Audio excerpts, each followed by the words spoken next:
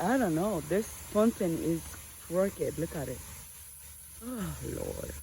I mean, I need to remove everything from her. She's not. Oh, Lord. Nothing is.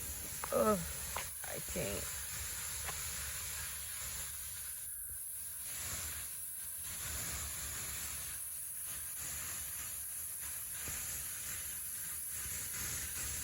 Like everything is like crazy in this garden, and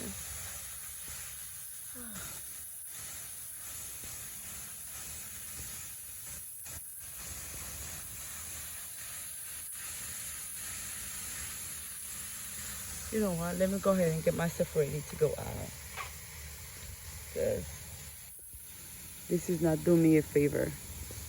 It's bringing me more stress, and I need to come back and cut that grass. I said grass. Cut that big black tree over there, because I want to make some space. I think I'm gonna cut that one too. If you guys remember, there was two over there by these windows, and I cut them all the way on the ground, because whoever is gonna live here next, not me. I'm not listen. It's not gonna be me. No, no, no, no. It's not gonna be me. Thank you guys for watching. This garden is aggravating me so much because I don't want to be here. It's a beautiful house. I love the house, but I want to be somewhere.